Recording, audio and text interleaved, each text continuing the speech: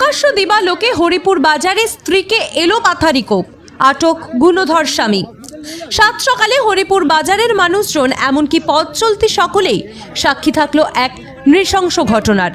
জাতীয় সড়কের পাশে ফুটপাতে ফেলে স্ত্রীকে একাধিক কোপ মারল স্বামী।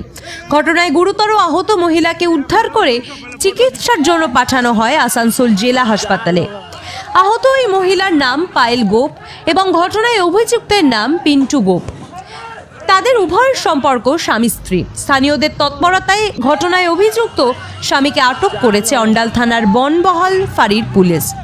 দাম্পত্য কলহের জেরেই ঘটেছে এই ঘটনাটি, এমনটাই অনুমান করছেন সকলে। নাম প্রকাশ্যে অনিচ্ছুক এক প্রত্যক্ষদর্শী ঘটনার সম্পর্কে জানান যে শনিবার সকাল 7টা নাগাদ স্কুটি করে আসার এক মহিলার উপর এক ব্যক্তি ছুরি হাতে জনসমক্ষে প্রকাশ্যে দিবালোকে এলোপাথারি কোপ মারছেন।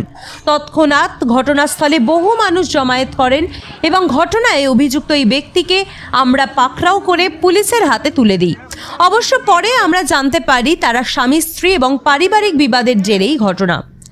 অন্যদিকে স্বামী পিন্টু গোপের ছুরির আঘাতে রক্তাক্ত পায়েল গোপের মা চায়না দাস জানান, পায়েলের স্বামী পিন্টু দিন রাত মদ্যপান করে, বাড়িতে একটি টাকাও দেয় না, যে কারণে স্বামী স্ত্রীর নিত্যদিনই ঝামেলা চলত এবং আমার মেয়ের ওপর নির্যাতন চালানো হতো।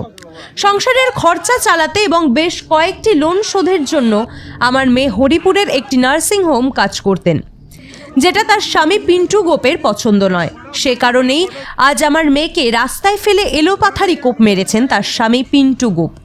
বর্তমানে গুরুতর আহত পায়েল হাসপাতালে চিকিৎসাধীন। অন্যদিকে অভিযুক্ত স্বামীকে আটক করেছেন পুলিশ।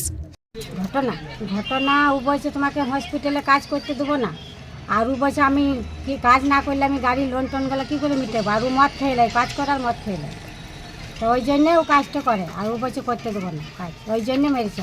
অশান্তি হতো, খুবই অশান্তি হতো, ওই কাজ করার নিয়ে অশান্তি হতো।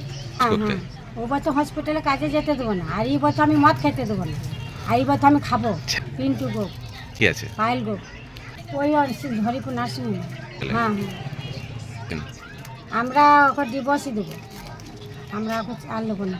এখন আমার মেয়েকে চাকু মেরেছে, ওকে দিয়ে সব দিতে হবে, আর আমরা ওকে অবশ্যই আর আমরা ভাত খেতে দেবো না আমার মেয়েকে।